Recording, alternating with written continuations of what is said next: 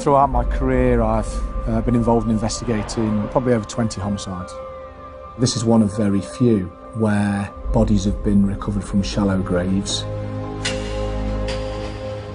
It presents all sorts of difficulties and challenges for the investigation. Burial generally means a passage of time. Passage of time generally means a loss of evidence.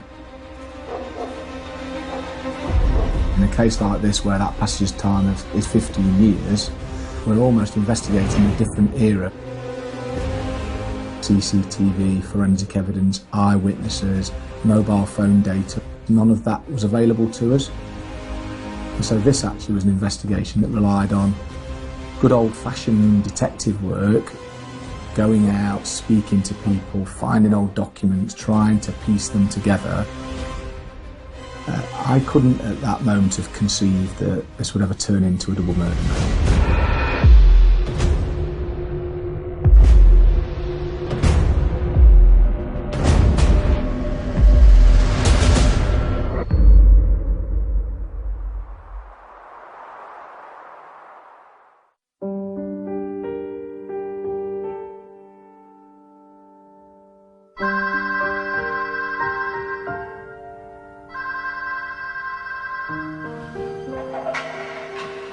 Hello? Oh, Christopher. Where are you? Christopher Edwards' stepmother had a phone call from Christopher saying that he needed some money. Well, how much money? Oh, well, I don't think I could. What did you say? But more than that he'd been involved in the burial of his in-laws in Nottingham many years earlier. When was this? Where? In fact, the way she described him was that he was pretty calm and relayed a story as if it was perfectly normal. Yes, I understand. Well, She didn't lend him any money, and she was concerned by what she'd heard, so concerned that she decided to call the police. I don't think she had anything really to base whether she believed it or not on anything in particular at that point, but the way that he relayed the story, the calmness with which he relayed the story, made her think there could be something in this, and so she called the police.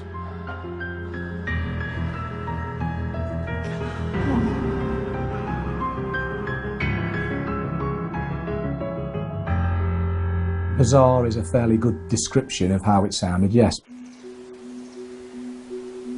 Mrs. Edwards told us that she'd received a call from Christopher and that he and his wife, Susan, were in France. I was quite surprised to hear from him because we're not in regular contact. And that they'd been there for some time and had now run out of money. But he also went further than that and told his stepmother that he and Susan had been involved in the burial of Susan's parents many years earlier in Nottingham. I mean, I hardly knew the wife at all. Mrs. Edwards knew very little of Susan. She may have met her a couple of times, but she certainly didn't know her. They weren't particularly close. She knew even less about Susan's parents, so all she was really able to say was that she thought that they'd lived in Mansfield, and I think she probably only knew that because Christopher had told her, rather than she'd ever been there or visited or knew them socially. It was a bizarre story. Despite the lack of information and the curious nature of the story, Nottinghamshire Police began an investigation. One of the very early things that I knew that we needed to do was to understand about the family. So starting with Christopher and Susan Edwards, because we knew who they were, and what we wanted to try and get was from them to who Susan's parents were. So those very early lines of inquiry centred around family inquiries and victimology to see if we could identify who Susan's parents are, and from there ascertain whether or not they were alive and well somewhere or not. We recovered Christopher and Susan's wedding certificate. From that it took us through to birth certificates, from birth certificates through to who Susan's parents were. We very quickly established that Susan's parents, per her birth certificate, were Patricia and Bill Wycherley. So then we had 2 names from there to the electoral register, and that very quickly gave us an address in Mansfield at Blenheim Close.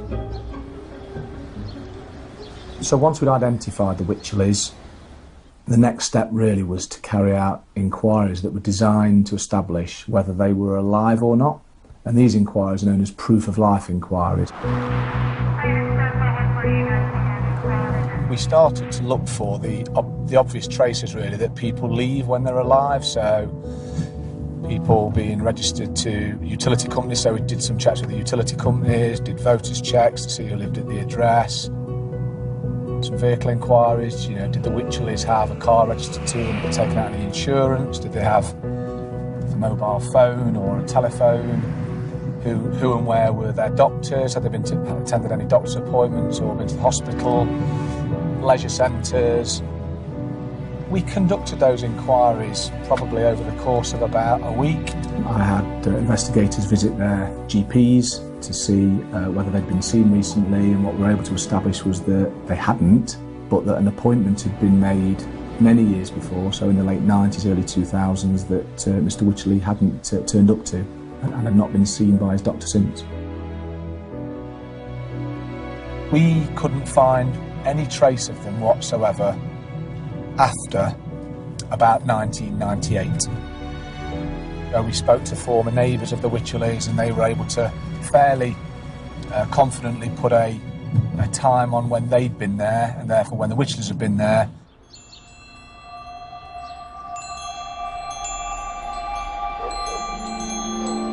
We came in here in 1985, and it was after that time. We'd been in a few years before they arrived. The Wycherleys lived there. Obviously, all these bushes weren't here then. All my bike shed. It was just a low fence, so we could see them and, you know, chat to them over the fence. And when they first arrived, they made themselves known to us as the Wycherleys, and I think that was probably the longest conversation we had with them. You didn't see an awful lot of them. Occasionally, if they'd been shopping. we actually thought they were brother and sister because they didn't sort of act like a married couple. When they were walking along the street, Mr Wycherley was always in front, whereas we're a bit sloppy, we hold hands, and, you know, we're married. And it was very strange. And very little was known about them. He did say initially that he came originally from this area. At the same time as these inquiries were being conducted, we were really interested to know who was currently living at 2 Blenheim Close, and so through some utility inquiries and later some house-to-house inquiries, and eventually knocking on the door, we were able to establish that the identity of the people that were living there now, which was a young family. Either the Wycherleys had managed to completely disappear and abandon their life and their lifestyle and all of that they'd owned, never to be seen or heard of again, or what was growing ever more likely was that what Christopher had said could be true.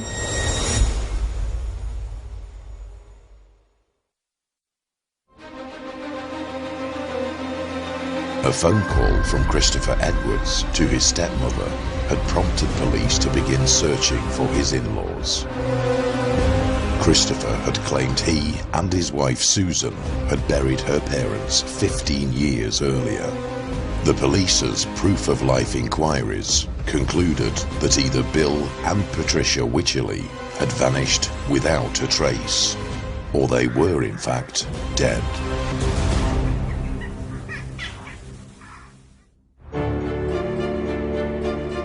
So probably 5 or 6 days into those inquiries, everything started to point towards the fact that there was no trace of them.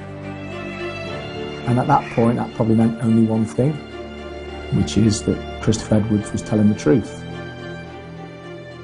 And so it was at that point I decided the next step was to approach the householder at 2 Blenheim Close. I, by that time, reached the conclusion that we were going to be doing some digging in the garden. So I remember driving along this road, knowing that I'd be knocking on the door of an unsuspecting family and having to have a fairly difficult conversation with them.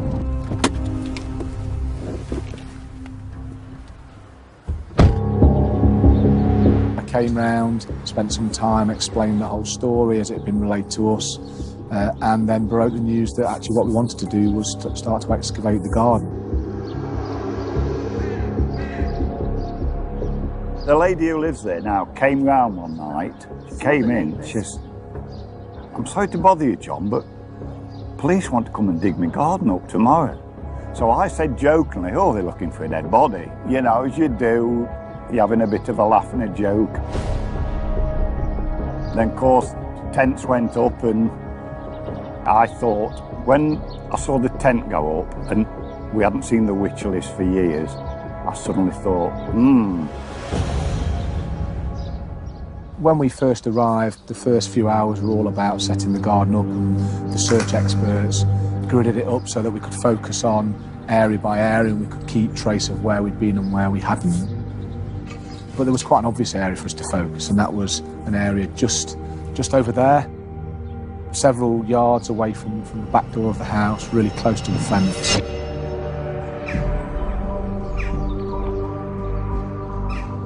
Part of the reason for our focus being in this area was that when we traced one of the former neighbours, so a neighbour around the 1998 period, that neighbour had recalled that they'd been awoken in the early hours of one morning to the sound of scratching or digging, and when they looked out of the window, which is just up there, they can see clearly into the garden, and they could see that there was a man there digging a hole. we found out afterwards the neighbours at that house saw them digging holes in the garden in the early hours of the morning and never thought anything about it for some strange reason. I was a PCSO at the time, so I was sort of in the job sort of thing. But I mean, anybody, for some digging a big hole in the early hours of the morning, and then I don't see the neighbours, I think 2 and 2 together makes 4. So it's a pretty obvious place to start, and then that of course was confirmed by those preliminary tests that we did, particularly with the cadaver dog, who quite remarkably went straight to that area.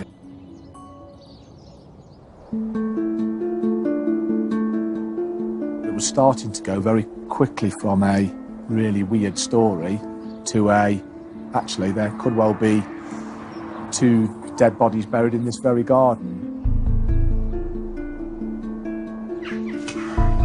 We wanted to know, I wanted to know what we were being told. Was it true or wasn't it? So it actually started with, a dig with a spade. We were guided by a forensic archaeologist who was on site all of the time. So for the vast majority of the dig, I was actually standing pretty much here, where we are now. I could see the actual site of the dig. There were, the forensic archaeologist was literally standing there at really close supervision, slowly taking away layer after layer of soil, and then at one point the archaeologist called over to me, and so I literally walked across, and I stood here, and just that area that you can see in front of you there was where we were undertaking the dig. And by that stage there was a rectangular hole in the ground which was probably a metre long by maybe 50 or 80 centimetres wide. They dug down to probably something like 60 or 70 centimetres at that point, and what you could see were layers of the soil, and the archaeologist pointed out an area in the soil and said to me, that is indicative of a grave. It started off with a little bit of quilt cover, I think it was, just starting to peek out through the soil, and so the archaeologist focused on that and started to dig away from that. He got right down to what was plainly human remains inside a quilt cover, and you could make out the shape of human bones and human remains. So I walked into the tent area, probably then watched most of what the archaeologists did, and so slowly saw bodies wrapped in bedding start to emerge. I couldn't believe it at first. It was so strange, and I just couldn't believe it. They were just two normal people.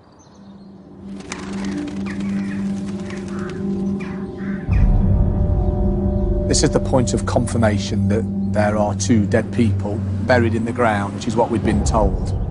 Well, I wanted to get them out really quickly and get them to the hospital, to the mortuary, so that we could crack on with the post-mortem, because I was really interested to know how they died.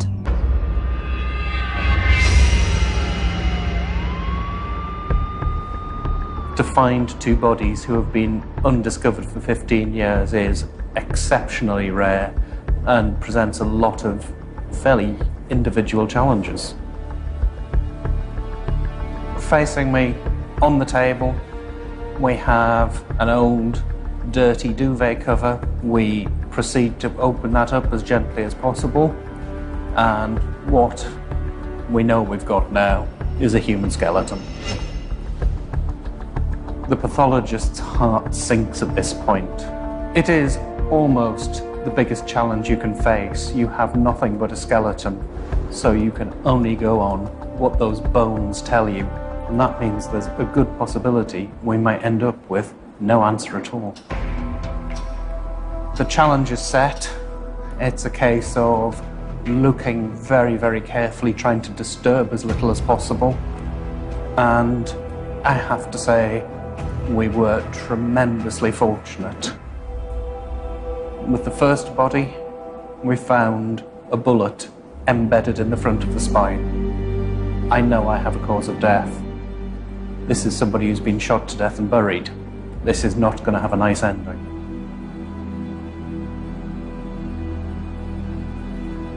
Body number 2, looking at the pelvis, what we can see quite clearly is a bullet strike on the inside of the pelvis. There's an actual mark in the bone where the bullet has struck, and right next to it, a bullet was recovered. The skeletal remains were confirmed to be those of Bill and Patricia Wycherley. Both had been shot twice with a small caliber bullet in their lower abdomens. We have 2 murder victims here, and that means somebody has to get caught for it. This was now a murder investigation, and I knew we had to take some really concerted steps towards bringing Christopher and Susan Edwards back to the UK from France. We needed a European arrest warrant, which is not easy nor straightforward. This was going to be a difficult investigation because all of those lines of inquiry that we've become so used to relying upon, so forensic evidence, digital evidence, CCTV, they were not going to be available in this case because this murder had taken place 15 years ago. So as the team were working hard to gather the evidence, I received an email which was completely out of the blue to me from Christopher Edwards.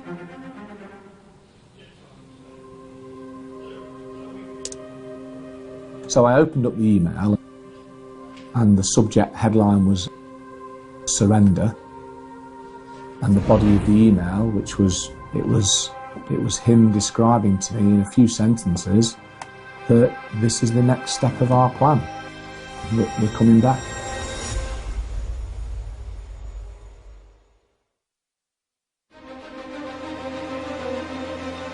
The excavation of a garden in Mansfield had led police to the discovery of 2 bodies confirmed as the remains of Bill and Patricia Wycherley. The post-mortem revealed both had been shot twice in the abdomen. The police's only suspects, Christopher and Susan Edwards, remained on the run until a single email reached Senior Investigating Officer Rob Griffin. If an email can be, it was calm, it was polite, it was him describing to me in a few sentences that this is the next step of our plan. We're coming back. My first reaction was, this surely can't be the case, can it? That a guy who is on the run, in effect, emailing me to say that I'm going to make your job much easier for you, Rob, I'm going to come home. So to begin with, it was difficult to believe that that's what this email was all about. We knew that they'd boarded a train in France, in Lille, the Eurostar, and we knew that that train was bound for St Pancras. Once the train had crossed the channel and was back in the UK, I'd arranged for officers to board the train at that point. We knew which seat they were sitting in. We had a very vague description of what they looked like. As the officers checked the seats where they were supposed to be, they simply weren't there. I did actually think maybe that was too good to be true after all. And had they slipped away somewhere, they stayed in France, given us the slip. But as the passengers stood waiting to arrive with the police officers, Christopher and Susan simply stepped out from the queue, almost with their hands up to say, I think it's us that you're looking for. They presented as a middle-aged, almost frail couple, armed with their suitcases as if they'd just been on their holidays. From there, they were arrested, and then I sent officers down from Nottingham to bring them back to Nottingham. They were then separated and interviewed separately and by separate teams.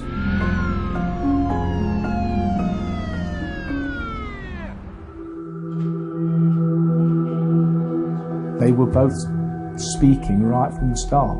So in those first few interviews, it was less about asking questions and more about listening. In 1998, my wife went up to her parents. Because they both just wanted to talk, and they did for hours. Well, I remember it was Mayback holiday. They both spoke right from the start. And what both were saying, which was relatively consistent, was that Susan had been up to visit her parents in Mansfield on a bank holiday weekend. I was downstairs watching television.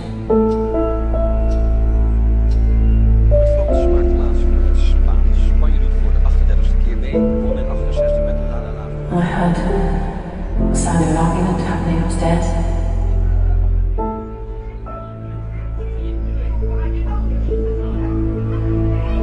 Susan had gone in to investigate what was happening.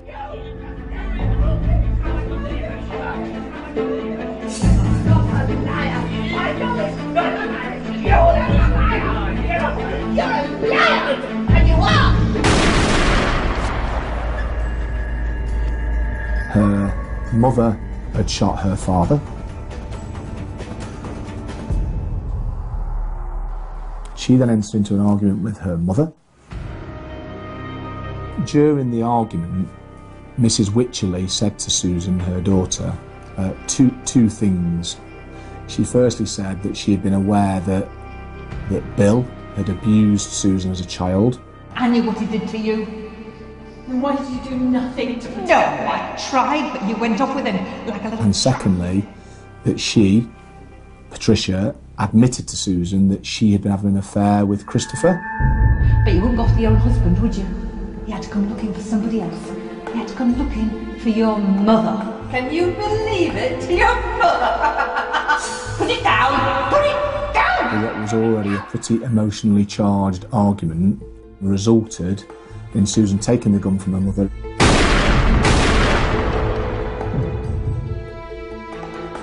and shooting her dead in the bedroom.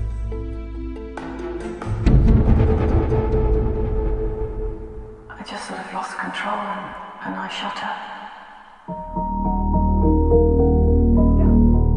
So after Susan had shot her mother, she decided to remove both of her parents' clothing and their jewellery and dispose of those. She wrapped them in bedding, a quilt cover, she thought it was, and pushed them under the bed. She then went around the house. She located paperwork and photographs and arranged to dispose of those. She picked up the bullet casings and, together with the gun, she later disposed of those items in a bin whilst walking into Mansfield, into the town centre. Susan Edwards told police she'd returned to Dagenham, where she and her husband Christopher lived in a small flat. She claimed not to have told Christopher anything of what had happened. The following weekend, Susan convinced Christopher to join her to visit her parents back in Mansfield.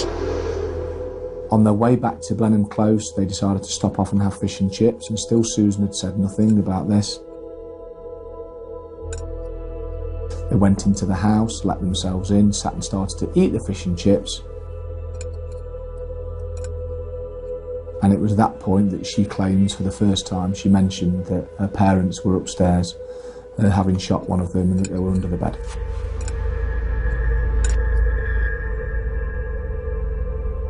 They both were able to remember that they were watching the Eurovision Song Contest that night. Bodies can't stay here. Get rid of them. But how? In the garden. Okay, the middle of the night. Tonight. They had a conversation about what they ought to do for the best, and decided that what would be for the best would be in the early hours of the morning at around 2 a.m. They went out into the garden and dug a hole and took Bill and Patricia out there and buried them in it.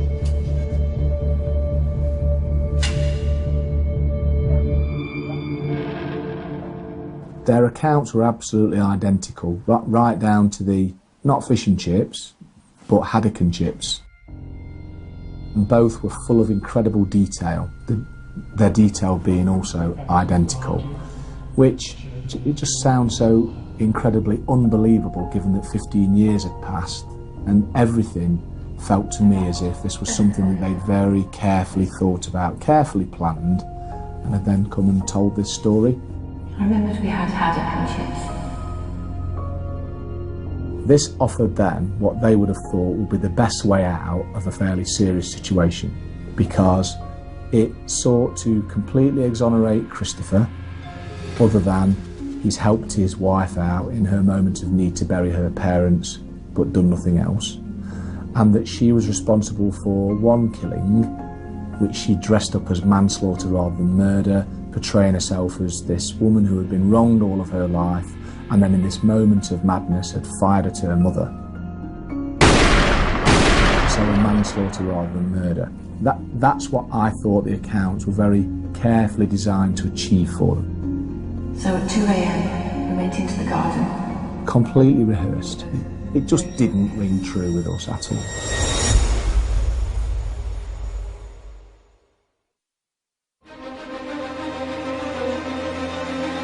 Susan and Christopher Edwards had told police that Susan's mother had shot her father. In the heat of the moment, Susan had then shot her mother. A week later, the couple buried the bodies in the back garden after Susan had revealed the terrible truth to her husband. However, senior investigating officer Rob Griffin suspected their identical stories were more than a coincidence. Susan tried to present herself as a victim throughout all of this, and Christopher tried to present himself as a person who was prepared to support that victim, his wife. It was quite interesting what they had to say about the decision that they took over burying the bodies, because they described a fairly lengthy conversation over the Eurovision Song Contest, having eaten their fish and chips. Shall we call the police? Shall we leave them here? And decided together that the best course of action was to bury them in the garden and then pretend that they were still alive and just carry on life as normal.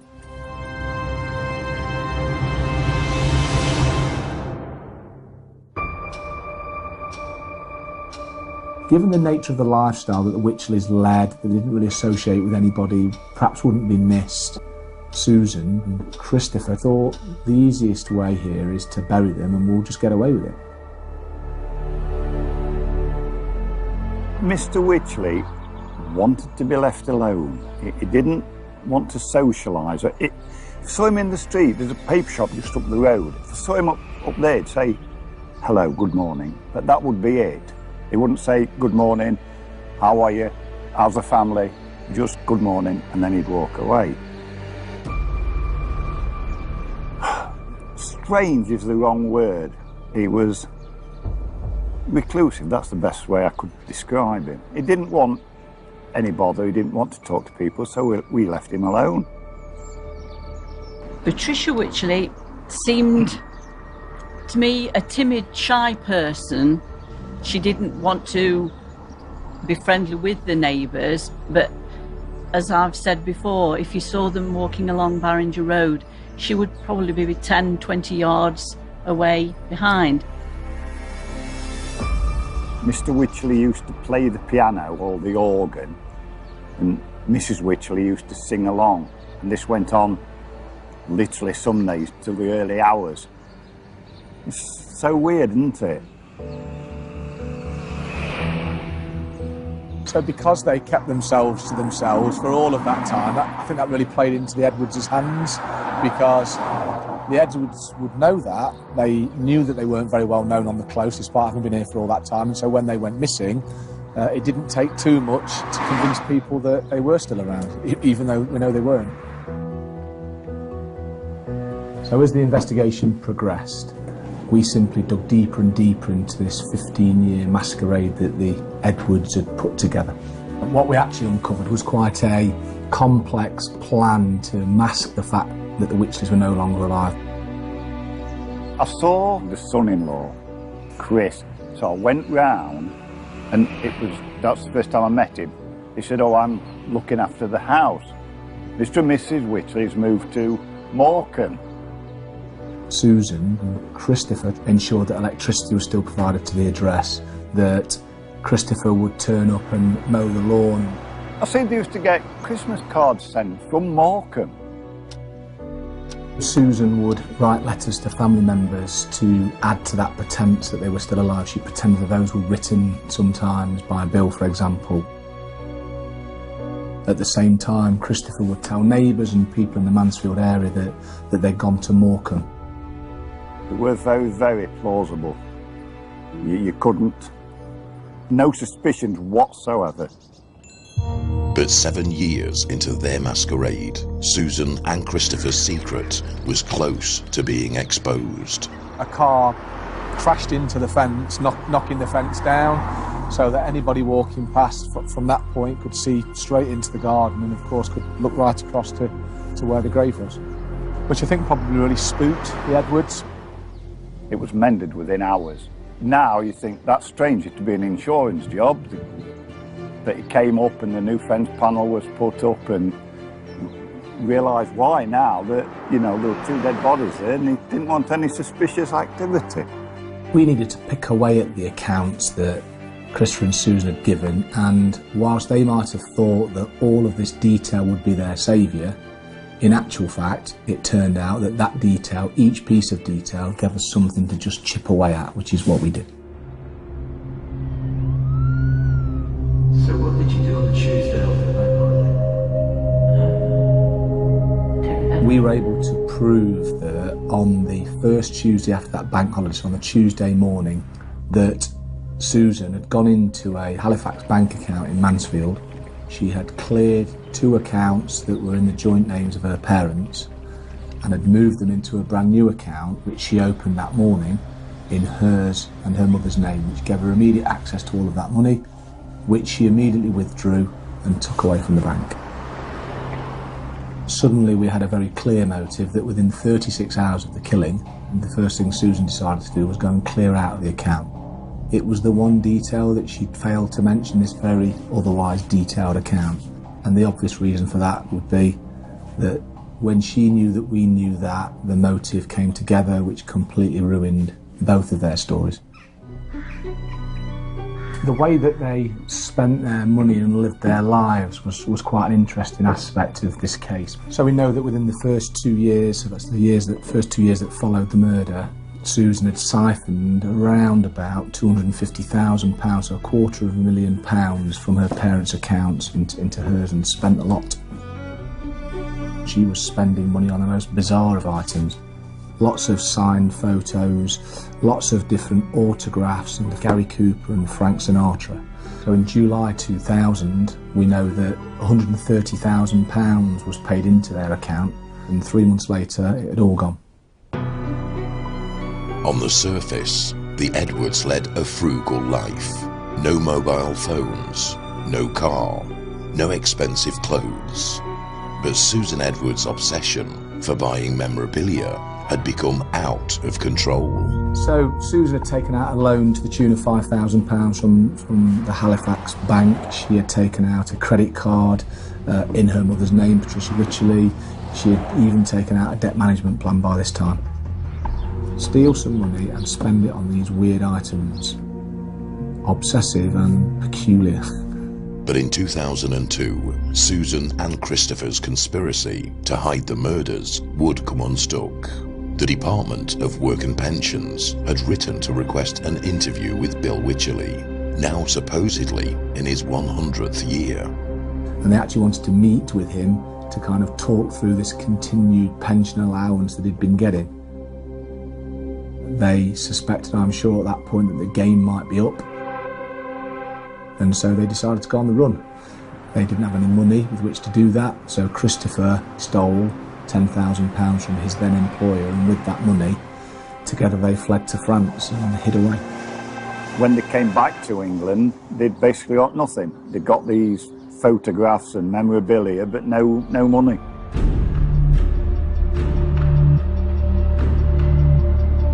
Both Christopher and Susan elected to give evidence, and they, almost staring into the distance, very calm, very cold, completely lacking emotion throughout. Didn't express any emotion at all, at any point, really.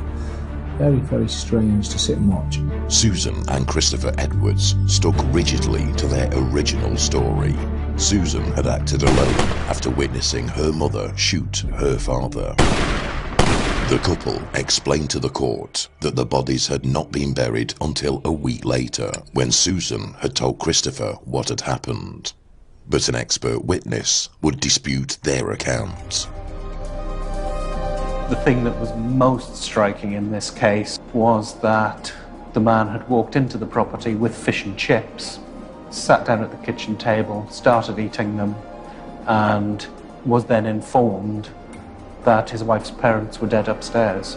My evidence and my opinion on that was that, given the effects of decomposition, there was no way you could sit in a small property like that in May and not notice the smell of two decomposing bodies. You would not be sitting and eating. You would recoil, you would probably gag. That could only have been fantasy. Another aspect of the accounts that were given were of carrying these bodies downstairs a week after they died, and yet there was no reference to the fact that the skin and the underlying muscle would literally be sliding off the underlying tissue in their hands. There would be fluid built up in that skin, and there was no description of how difficult it was to move the body. So the account simply didn't match what biology tells you is happening to these people after they're dead. And that was a sticking point for everything they'd said. Prosecution case was that this was a murder, two murders that were born out of years of bitterness on Susan's part. She, together with Christopher, conspired. They planned to travel up to Mansfield on that weekend. They planned to kill the Wycherleys. It was the prosecution's case that Christopher was the gunman. Susan couldn't operate a gun. We knew she couldn't operate a gun. A whole story about picking rounds up from the floor and the operation of a revolver just didn't ring true.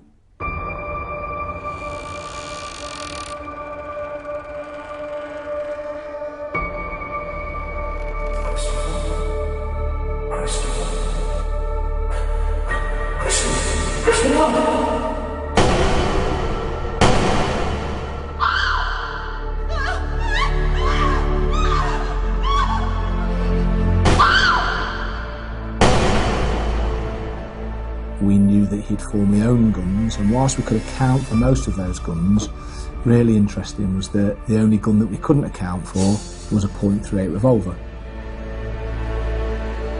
The same as the weapon that's been used in these two murders.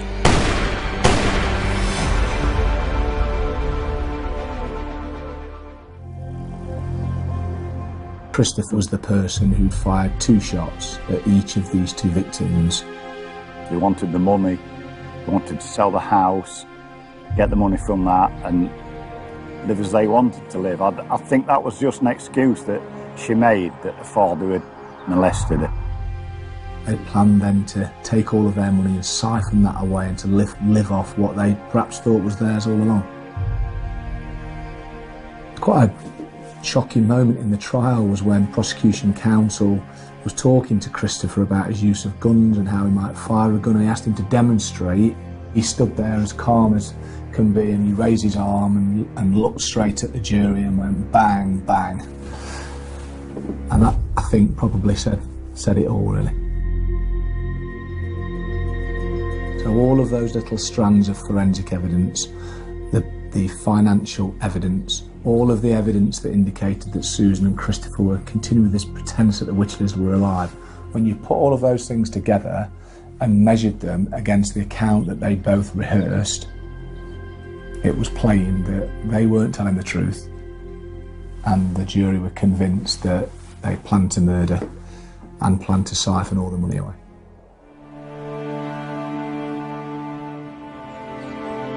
We went to the funeral. There were cells, another neighbour from down here, the lady from whose house it is now, and a few police officers.